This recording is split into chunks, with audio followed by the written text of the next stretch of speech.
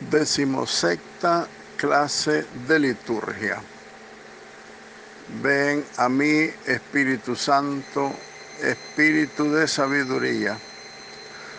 Dame mirada y oído interior para que no me apegue a las cosas materiales, sino que busque siempre las realidades del Espíritu. Ven a mí, Espíritu Santo, Espíritu de amor. Haz que mi corazón siempre sea capaz de más caridad. Ven a mí, Espíritu Santo, Espíritu de verdad. Concédeme llegar al conocimiento de la verdad en toda su plenitud. Ven a mí, Espíritu Santo, agua viva que lanza a la vida eterna. Concédeme la gracia de llegar a contemplar el rostro del Padre en la vida y en la alegría sin fin. Amén. Bienvenidos, queridos hermanos, a nuestra clase número 16 de liturgia, donde estaremos reflexionando sobre la instrucción de la congregación para el culto divino y la disciplina de los sacramentos, titulada Redención y Sacramentos, como la segunda parte, tendríamos que decir, de la encíclica del Papa San Juan Pablo II, Eclesia de Eucaristía. Me voy a guiar por un resumen que se los mandaré terminada esta clase, se las enviaré, porque ahí estará escrito pues todo lo que hemos dicho en esta clase. Muy bien, es un resumen preparado por una parte para los sacerdotes, ¿verdad? Es una guía de consulta para los sacerdotes en cuanto a algunas cosas que les competen exclusivamente a ellos. Yo creo que vale la pena conocerlo para que nosotros reflexionemos también sobre nuestra posición, nuestra postura y nuestras actitudes, principalmente nuestras actitudes dentro de la Sagrada Eucaristía. Dice, resumiendo este documento Redención y Sacramento, que la asamblea eucarística que se reúne para celebrar la Eucaristía necesita en todo caso, en todos los momentos, en todas las oportunidades, un sacerdote ordenado que la presida. Si no, no es asamblea litúrgica eucarística. Segundo, se pide que se conserve la costumbre de que los niños y los jóvenes ayuden en el altar como monaguillos, puesto que tradicionalmente ha sido un vivero de vocaciones al sacerdocio. Pero hay una salvedad, dice, a este servicio se pueden admitir a las niñas o mujeres según el juicio del obispo diocesano. Yo no sé si el obispo ha tomado cartas en esto, ¿verdad? Pero bueno, eso dice la instrucción. Sobre la materia de la Eucaristía se recuerda que el pan debe ser ácimo, de trigo solo y hecho recientemente. El vino debe ser natural, del fruto de la vid de la uva, sin mezcla de sustancias extrañas, ni componentes, ni preservantes, ni nada. Es puro, vino puro. Entonces, dos primeras reflexiones que tenemos que hacer sobre esta instrucción. Los monaguillos y las monaguillas. A este respecto, valdría la pena que se conservara la tradición de que solo los varones se aceptaran en este servicio al altar por el vivero que señala la instrucción de vocaciones al sacerdocio.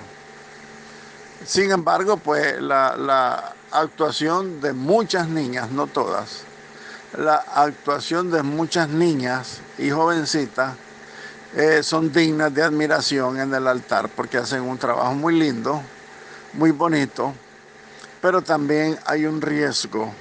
Yo tuve una vez en una misa en Masaya, donde habían monaguillos y monaguillas.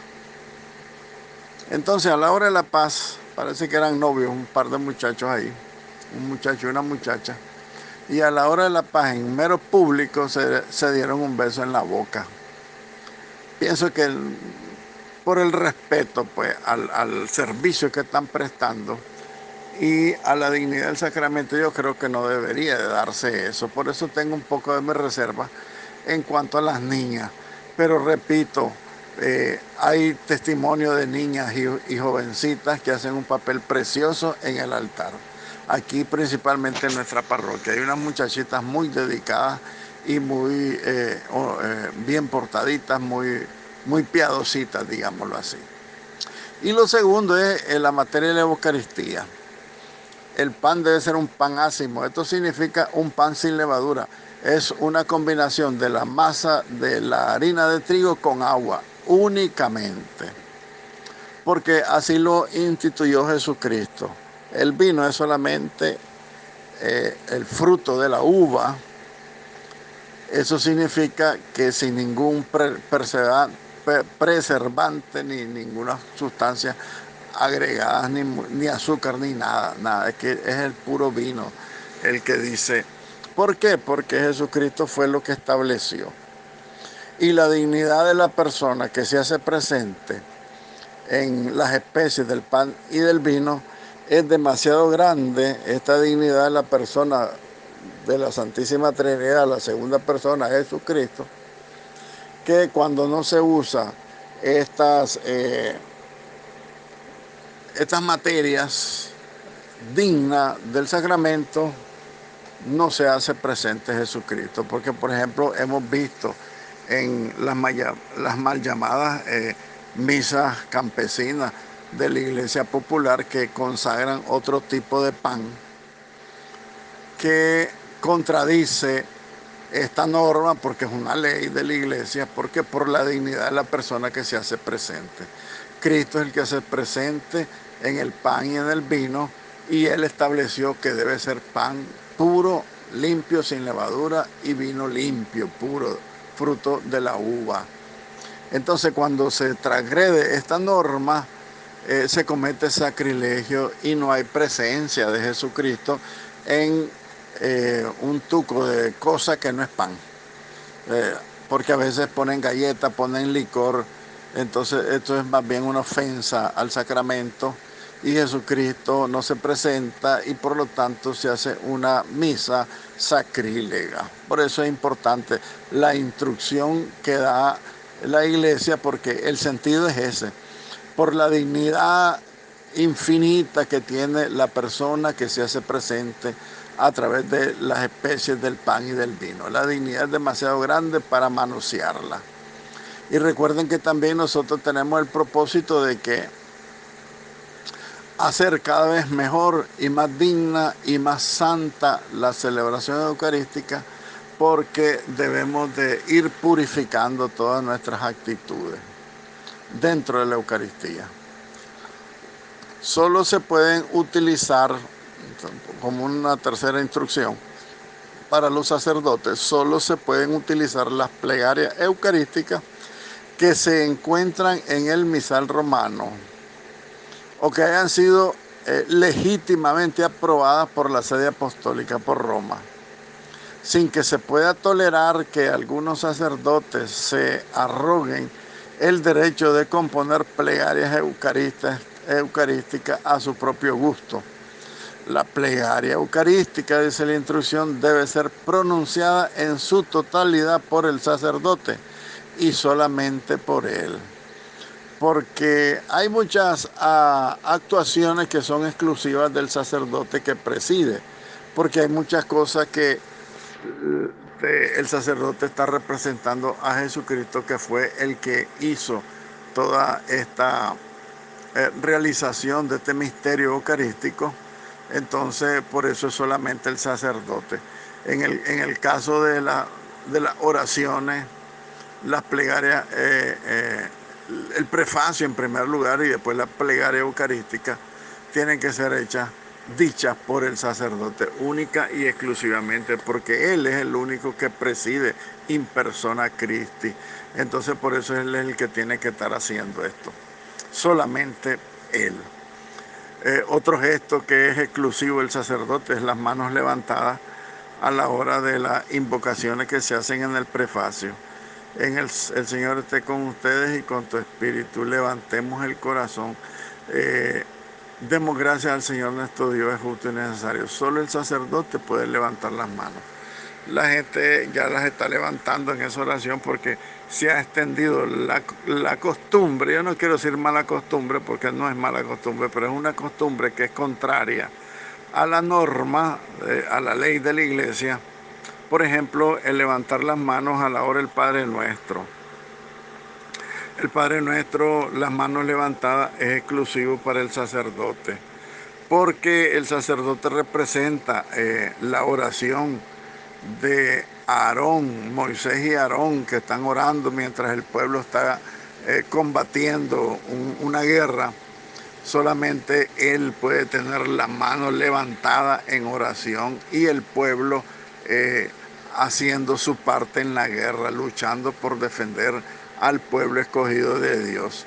Entonces, esto significa también en la liturgia que el sacerdote es el que ofrece la oración y todos nos unimos a él. Entonces no es necesario estar levantando las manos porque el sacerdote la levanta por Cristo y por nosotros también.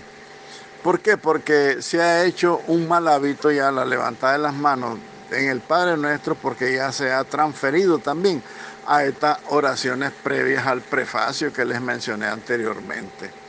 ¿Verdad? Por ejemplo, en el Señor esté con ustedes, la gente levanta las manos y dice, y con tu espíritu.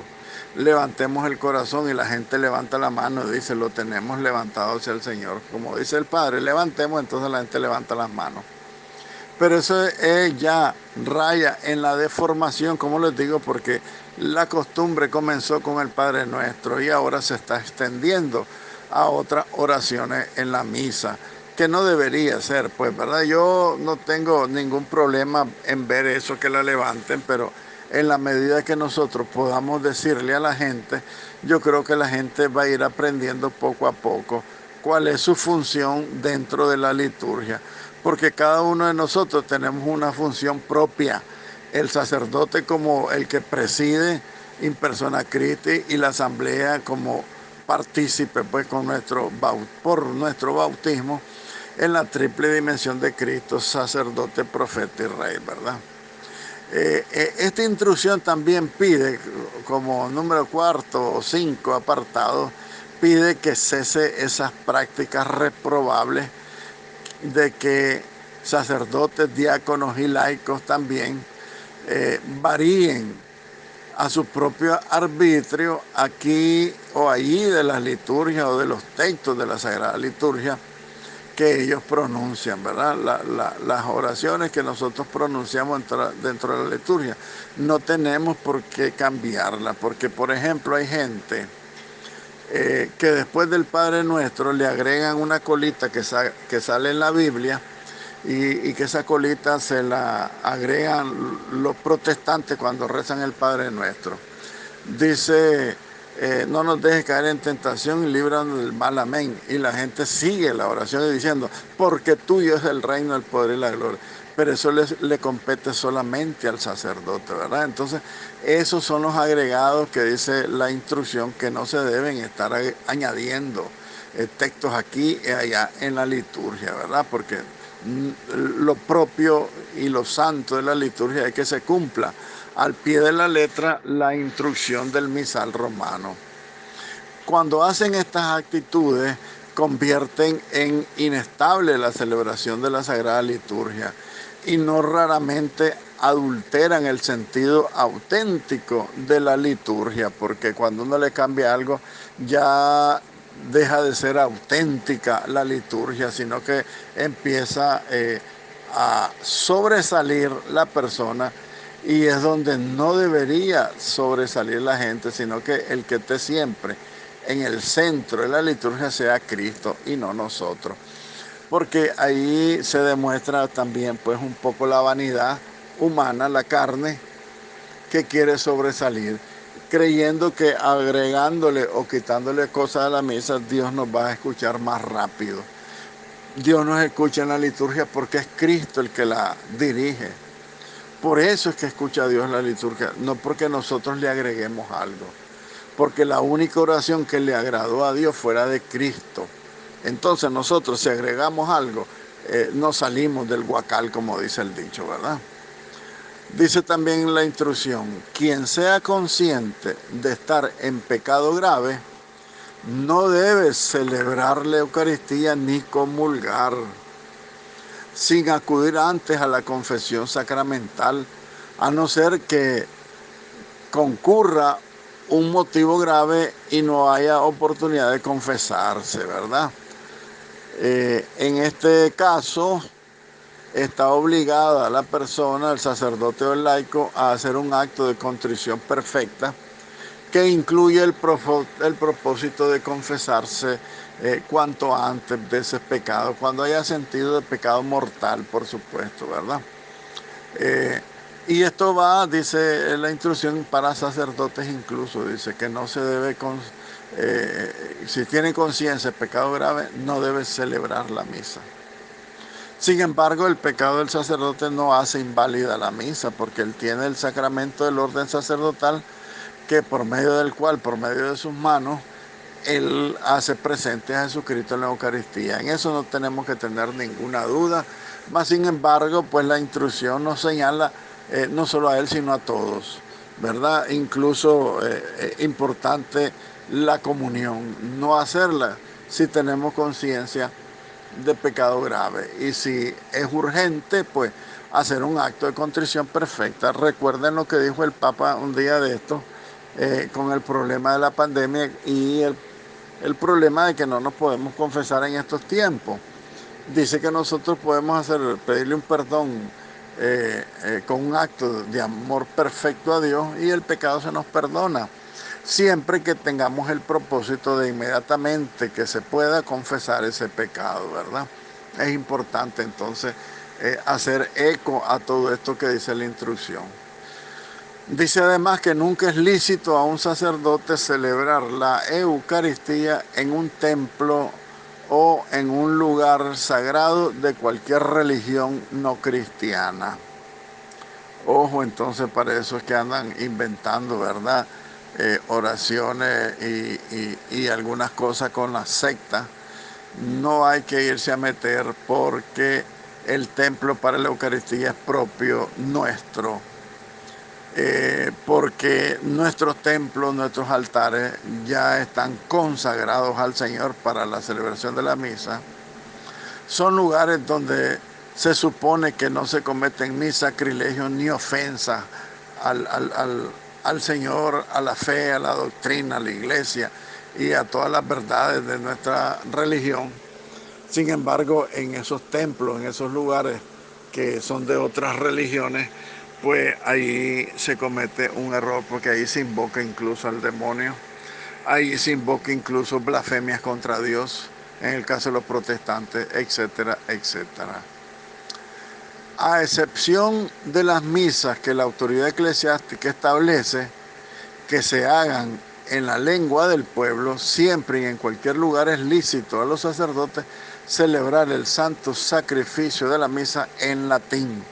Esta es otra dificultad que se ha venido manejando y que han hecho todo un mito con la misa en latín, o en el caso nuestro en español. Dice el Papa Benedicto a propósito de esto de las misas en latín, porque la gente decía, no, porque el Vaticano II dijo que tiene que ser en la lengua vernácula. Dice el Papa Benedicto: el Concilio Vaticano II nunca dijo que quedaba suprimida la misa en latín. Búsquenlo en el Concilio Vaticano II, en la Sacrosanctum Concilium, que es la reforma litúrgica, y se van a dar cuenta que ahí no dice nunca que se suprime la misa en latín. Y eso es lo que corrobora el Papa Benedicto XVI, cuando a él le preguntaron en su momento por el caso de los lefebrianos. Recuerdan que los lefebrianos son un grupo dirigido por un obispo Lefebvre allá en Brasil, que rechazan y desprecian la misa en la lengua vernácula y dicen que ellos son conservadores del Concilio Vaticano II, antes del Concilio Vaticano II. Entonces, el Concilio Vaticano II nunca dijo que se quitara la misa en latín. Lo que pasa es que fue tan importante la instrucción que dijo el Concilio Vaticano II en la reforma litúrgica en cuanto a la lengua del pueblo, porque dice el Concilio Vaticano II, donde sea posible para enriquecimiento y formación misma de los fieles, que la misa se celebre también en la lengua vernácula. Ahí es donde está el gran error que se cometió cuando se aplicó el Concilio Vaticano II. Todo el mundo creyó que hay que suprimir el latín, y ese fue un gran error. Por eso es importante que nosotros conservemos la doctrina del Papa Benedicto, donde él dice: nunca se quitó la misa en latín. Lo que pasa es que como ya no se usa, cayó en desuso, pero sí sigue siendo totalmente válida la misa en latín. Por eso lo refiere pues esta instrucción de la Sagrada Congregación para la Doctrina de la Fe y para la disciplina de los sacramentos. Reforzar esto, ¿no? Reforzar esto, que a excepción de las misas eclesiásticas que se establecen en la lengua del pueblo, siempre y en cualquier lugar es lícito a los sacerdotes celebrar el santo sacrificio de la misa en latín también, bien se puede. Así es que esto sirve para ustedes y para que lo den a conocer también, de que la Iglesia nunca suprimió el latín en la celebración eucarística, que solamente por costumbre y por ser bien beneficiosa para el pueblo cristiano, que tiene poca instrucción en su lengua verdadera, entonces así quedó y cayó en desuso el latín. Pero el latín es una lengua sagradísima dentro de la Iglesia. Y nosotros estamos claros que cuando a partir del Concilio Vaticano II se empezaron a celebrar las misas en nuestra lengua, en el español, en el caso nuestro, se empezó a vivir con más plenitud la Eucaristía, por supuesto que sí. Pero eso tampoco le quitó lo sagrado y lo digno que tiene la Eucaristía. Porque en el latín, antes del Concilio Vaticano II, pues la Santa Eucaristía era una celebración muy mística. Yo me acuerdo que era muy hermosa. Aunque no entendiera nada, había un silencio, una santidad de la participación de todos que era encomiable. Sin embargo, ahora con nuestra lengua, pues mucho mejor, por supuesto. Pero el latín nunca quedó suspendido, nunca quedó desterrado de la Iglesia. Papa Benedicto dijo, repito por último, el latín en las oraciones y en la misa nunca fue quitado por el Vaticano II, solamente cayó en desuso. Muy bien, continuemos.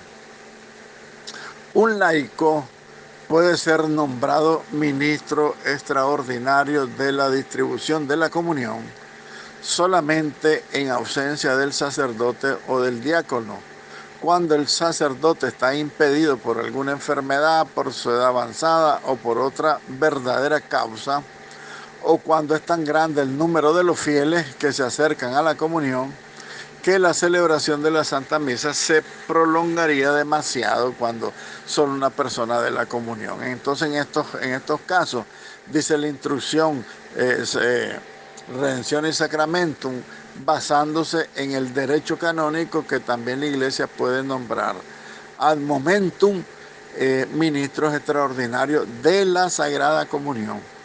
La gente dice a veces, los ministros de la Eucaristía no son ministros de la Eucaristía, los laicos. Los laicos somos ministros extraordinarios de la distribución de la Sagrada Comunión. Nada más, porque otra cosa no nos compete hacer. Incluso la exposición del Santísimo está supuesta que la haga solamente el sacerdote o el diácono. Sin embargo, pues aquí se ha extendido algunas funciones de los ministros extraordinarios de la comunión, pues hasta exponer el Santísimo. Pero bueno, ahí yo no tengo ningún problema en eso, porque por obediencia nosotros tenemos que hacer lo que nos instruye nuestro sacerdote, nuestro párroco. Pero sí lo menciona la instrucción, porque hay muchos contestatarios últimamente que andan hablando que que los laicos no deberían de ser ministros de la comunión. Pero el derecho canónico lo establece, entonces es una ley de la iglesia y dice Jesucristo, lo que ates aquí en la tierra quedará atado en el cielo. Y lo que desates aquí en la tierra quedará desatado en el cielo. Entonces la iglesia tiene el poder de las llaves, de atar y desatar. Entonces la iglesia pone, en caso de necesidad, ministros extraordinarios laicos para distribuir la comunión. No ministros de la Eucaristía, ministros de la comunión, ¿oyeron? Ténganlo claro. Pero sí es un derecho que tenemos los laicos cuando damos testimonio, por supuesto, de vida, a que se nos llame a compartir este ministerio extraordinario para colaborar en la distribución de la comunión. Otro punto, dice, si no es posible celebrar la misa por falta de ministro sagrado, el obispo debe procurar que haya alguna celebración dominical para la comunidad, evitando cualquier tipo de confusión entre este tipo de reuniones y la celebración eucarística, lo que nosotros le llamamos la celebración de la palabra de Dios. Dos cosas para la celebración de la palabra de Dios. En primer lugar, para que la comunidad no quede sin asamblea dominical cuando no hay sacerdotes, que haya una asamblea dominical para reflexionar la palabra de Dios y si el delegado de la palabra de Dios es también ministro de la comunión, también puede dar la comunión en esas misas, que no son misas, perdón, en esa asamblea dominical que se celebra en ausencia del sacerdote. Y esto también lo instruye la Congregación para el Culto Divino y la disciplina de los sacramentos. Entonces no hay ningún problema. Celebración dominical se puede hacer no misa. Sin embargo, esta celebración de la palabra de Dios para suplir, no sustituye, sino que suple la celebración de la misa, entonces esta celebración dominical deberá servir también para motivar y levantar el deseo de la comunidad de siempre asistir a la Eucaristía y en el caso de dificultad de los sacerdotes, orar mucho para que el Señor envíe operarios a su mies, para que envíe más sacerdotes. El Señor es el que tiene la última palabra en esto. Y por último, en esta reflexión de los sacerdotes, entre los delitos más graves contra la santidad del sacramento y que cuya absolución está reservada solamente a la Congregación de la Doctrina de la Fe y del Papa, son los siguientes: los delitos graves que se cometen contra la Eucaristía, que están supuestos a que los perdone solamente el Papa y la Congregación para el Culto Divino, pues, ¿verdad? Ya de Roma, pues, ¿verdad? Un delito grave que solo lo puede perdonar el Papa: sustraer o retener las sagradas especies con un fin sacrílego o arrojarlas o tirarlas al piso, echarlas a la basura. Entonces, los que se roban las hostias, porque hay gente que llega a comulgar y se la sacan de la boca y se la echan en la bolsa para robársela, para cometer sacrilegio, para hacer alguna misa diabólica o simplemente para ofender la Eucaristía porque la tiran al suelo, a la basura, la pisotean, le tiran orines, etc. Ese es un pecado gravísimo que solamente Roma lo puede perdonar, el Papa o alguno de sus congregaciones de la curia romana. Segundo delito grave contra la santidad del sacramento es atentar la realización de la liturgia del sacrificio eucarístico o la simulación. Hay unos que se dicen curas, que son falsos sacerdotes y andan en algunas comunidades, algunos pueblos, algunas partes rurales celebrando misa. Esos son sacrilegios porque ofenden gravemente, son delitos graves en contra de la santidad del sacrificio eucarístico, porque andan haciendo una simulación del sacramento y o si no, atentan contra la realización del sacramento. Por ejemplo, impedirle a un sacerdote que vaya a celebrar una misa. Eso es un delito grave que cae incluso en excomunión. Todo esto son excomuniones que solo el Papa las puede levantar, o alguna de las congregaciones de la curia romana, ¿verdad? Todo eso que andan simulando. Y fíjense que hay otro delito grave que no es de la Sagrada Liturgia, sino que es de uno de los otros sacramentos. El sacramento de la unción de los enfermos se presta mucho a que los laicos hagan la simulación del sacramento. Cuando andan ungiendo con aceite a los enfermos, eso es una simulación, aunque no lo sepan, es una simulación del sacramento de la unción de los enfermos. Y resulta que la unción de los enfermos es exclusiva para el sacerdote. Entonces se comete un sacrilegio. Otro delito grave contra la santidad del sacramento es la concelebración prohibida del sacrificio eucarístico, juntamente con ministros de comunidades eclesiales que no tienen la sucesión apostólica. Por ejemplo, sacerdotes ordenados por los anglicanos, por los presbiterianos, todos esos son falsos sacerdotes porque no tienen la sucesión apostólica, ni reconocen la dignidad de la ordenación sacerdotal. Entonces todas esas concelebraciones son prohibidas y resultan ser delitos graves contra la santidad del sacramento cuando se hace con conocimiento de causa. Y nosotros creemos que sí hay conocimiento de causa porque todos los sacerdotes tienen 7 años de estudio teológico, todos son teólogos.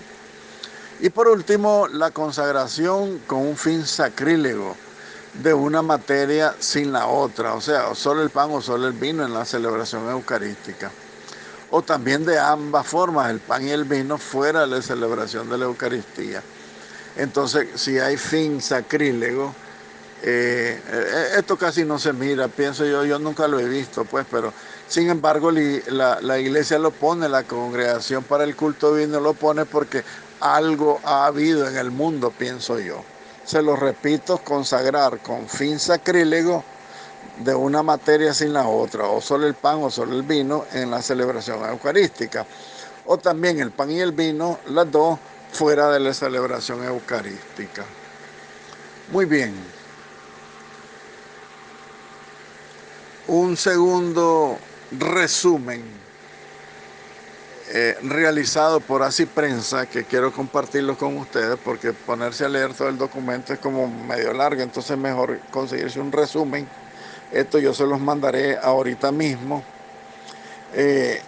Lo que dice la instrucción, redención y sacramento, para que sepamos lo que debemos y lo que no debemos hacer dentro de la misa. Entonces, esta instrucción describe detalladamente cómo debe celebrarse la Eucaristía y lo que puede considerarse como un abuso grave durante la ceremonia eucarística. Aquí ofrecemos un resumen, pues, de estas normas que el documento recuerda a toda la iglesia. En el capítulo primero, por ejemplo, sobre la ordenación de la Sagrada Liturgia, señala que le compete solamente a la sede apostólica Roma ordenar la Sagrada Liturgia de la Iglesia Universal.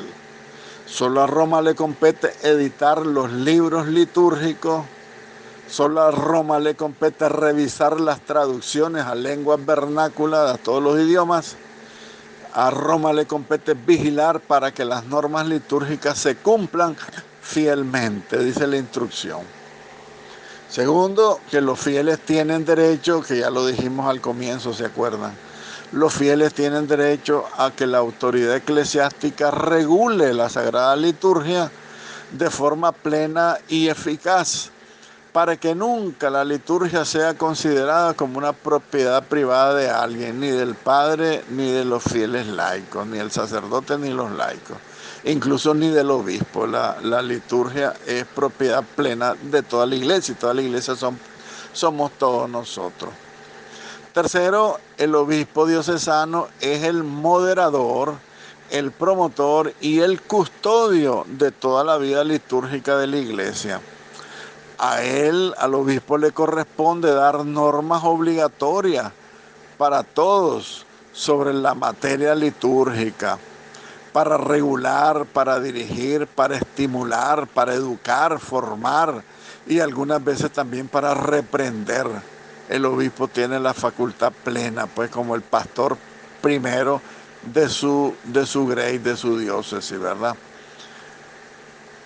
Cuarto, le compete al obispo diocesano el derecho y el deber de visitar y de vigilar la liturgia en las iglesias, en las parroquias, en los oratorios situados en su territorio. También aquellos lugares que sean fundados o dirigidos por los citados institutos religiosos, de sacerdotes religiosos o de monjas, ¿verdad? Porque sacerdotes religiosos, aparte de los sacerdotes ordenados por el obispo, tenemos muchos, ¿verdad? Salesianos, franciscanos, agustinos, etcétera, ¿verdad? Entonces el obispo dice que ha de velar visitando todos estos lugares para reafirmar la fe en el sacramento, ¿verdad? Y también cuando los fieles acudan a ellos de forma habitual a todos estos lugares, pues el obispo tiene que velar para que sea la sana celebración litúrgica. Por otro lado, todas las normas referentes a la liturgia que la conferencia episcopal de todos los obispos, en el caso nuestro, los de Nicaragua, determine para su territorio, conforme a las normas del derecho canónico, se deben someter incluso al reconocimiento de la congregación para el culto divino y la disciplina de los sacramentos, sin la cual carecen de valor legal. O sea que para cambiar una norma litúrgica, los obispos no lo pueden hacer arbitrariamente, sino que tienen que hacer su consulta a la congregación de la Curia Romana y someterla a su aprobación y a su reconocimiento. Es importante por eso que se haga y que se observe estas líneas que dice pues esta instrucción de la congregación romana, ¿verdad? De la disciplina de los sacramentos y del culto divino.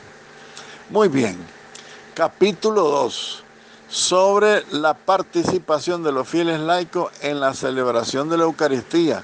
Se establece lo siguiente, que la participación de los fieles laicos en la celebración de la Eucaristía y en los otros ritos de la Iglesia no debe equivaler a una mera presencia más o menos pasiva, sino que se debe valorar su participación como un verdadero ejercicio de la fe y de la dignidad bautismal. Esto ya hemos hecho referencia a esta situación en cuanto que nosotros, dice el Concilio Vaticano II, tengamos una participación activa, viva y eficaz que dé fruto en nosotros en la celebración de los sacramentos, de todos los sacramentos, especialmente la Eucaristía, ¿verdad? Entonces, dice la instrucción de la Curia Romana, que nuestra participación, lo reafirma el Vaticano II, debe ser un verdadero ejercicio de nuestra fe y de nuestra dignidad bautismal. Nosotros no podemos estar en la misa de cuerpo presente y la cabecita loca, la mente, vagando por el mundo, en la playa, en el mar o donde sea, sino que estar concentrados. Eso es lo que dice la Iglesia. Los laicos deben de estar bien concentraditos para que dé fruto en ellos la Santa Eucaristía. También dice en el capítulo 2 que se debe recordar que la fuerza de la acción litúrgica no está en el cambio frecuente de los ritos, ni de las oraciones, ni de los gestos, ni de las actitudes dentro de la misa, sino que la verdadera fuerza de la acción litúrgica está en profundizar la palabra de Dios por un lado y en el misterio que se está celebrando, o sea, estar atento a lo que estamos celebrando. Porque recuerden que cuando Cristo se ofrece en la patena a Dios Padre, también nosotros nos ofrecemos. Entonces, eso es lo que le da verdadero sentido a nuestra participación en la liturgia. Primero, escuchar la palabra de Dios y aplicársela a uno mismo. Y segundo, nuestra participación tiene que ser en primera persona, porque a veces nosotros decimos, eso es para otro, eso no es para mí. Jesucristo se está sacrificando en el altar y todo el mundo está en la luna de Valencia. Todo el mundo está pensando en otra cosa, sino que en el momento del sacrificio de Jesucristo, todos tenemos que estarnos ofreciendo al Padre junto con Cristo como una ofrenda agradable a Dios. Nosotros con Cristo somos ofrenda también, lo que dice San Pablo en la carta a los Romanos capítulo 12. ¿Se acuerdan? Ya lo hemos dicho varias veces. El que no se acuerde, que lo lea, por favor. Otra instrucción del capítulo 2. No se deduce necesariamente que todos deban realizar otras cosas en sentido material, además de los gestos y posturas corporales, como si cada uno tuviera que asumir necesariamente una tarea de liturgia específica.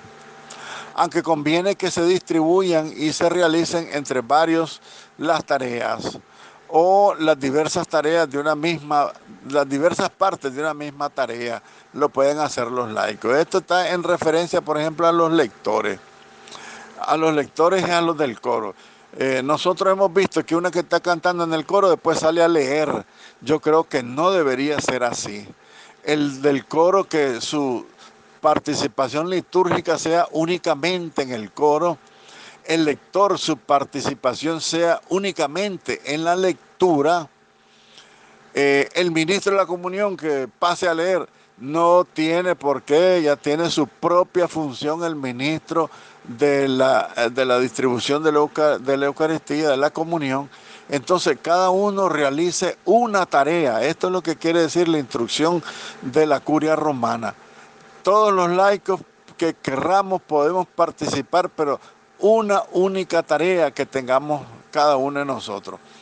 Y no inventemos también algunas otras cosas que hacer en la liturgia. No hay que inventar. ¿Cuáles son las funciones de la participación del laico en la misa? El coro, las lecturas, las moniciones y dar la comunión. Nada más. Entonces, si sobra la gente, hay que turnarla. Este domingo no podés vos, el otro domingo sí. Porque no se puede hacer el montón de gente por un lado. Pero por otro lado, que una sola persona haga todo tampoco es válido dentro de la Eucaristía. La acción litúrgica es una participación equitativa de todos los laicos, cada uno según la función que el Espíritu le ha pedido desarrollar. Entonces, por favor, ojos, que el ministro de la comunión no pase a leer, que el que lee la lectura no pase a dar la comunión, el que canta en el coro no pase a leer, por favor, o el que lee, que después vaya a hacer otra cosa que inventa dentro de la liturgia, porque no hay más cosas que hacer. Lo principal es vivirlo en primera persona, ese sacrificio de la Eucaristía. Y la participación bien distribuida, por supuesto, entre todos los laicos que puedan colaborar. El monaguillo no puede pasar a leer, el monaguillo solamente para atender al altar.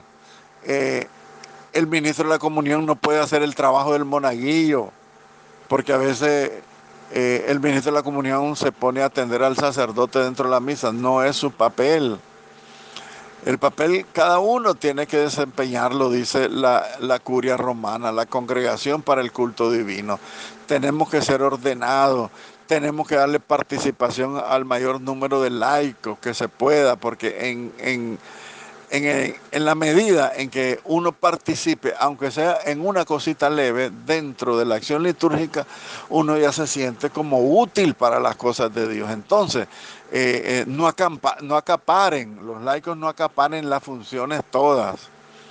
Ciertamente a veces no hay gente, pero yo creo que dentro de las personas que van a misa, si hay solo una persona que lee, búsquese a otra, de esos mismos que están sentados en la banca. ¿Querés ayudarme a leer? Yo leo el salmo y tú lees la lectura, o viceversa. ¿Por qué? Porque no está bueno que después este laico, que es ministro de la comunión, esté haciendo la lectura, esté leyendo el salmo y después vaya a dar la comunión.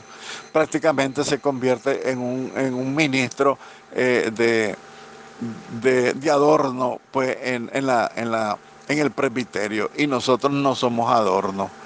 Es el sacerdote el único que tiene que estar en el altar, y los laicos, cuando nos compete la lectura o la comunión, pues ahí participar, ¿ok? Tengan claro eso. Sin escrúpulos, por favor, sí. Yo siempre les repito esto. Exigentes en la ley, pero abiertos y generosos en la puesta en práctica, ¿oyeron? No podemos tampoco caer en el fanatismo y en el legalismo. Ser abierto, pero sí, en la medida de nuestra posibilidad, instruir.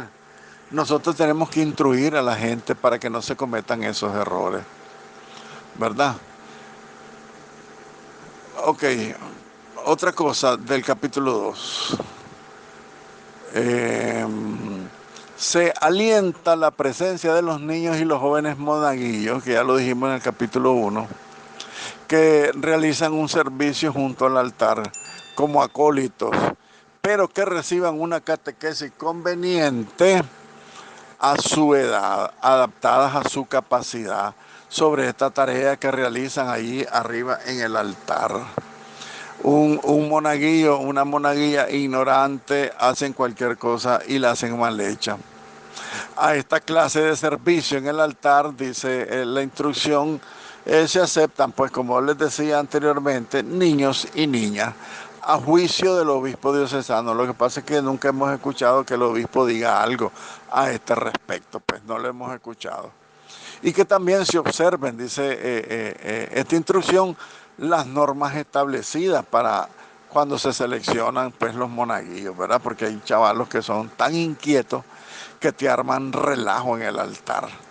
O aquellos, como les decía anteriormente, que se besan enfrente a todo el mundo. Entonces, da risa, pero es una cuestión que se mira, y que la iglesia es sabia, la iglesia es madre, por eso nos instruye en todos estos aspectos.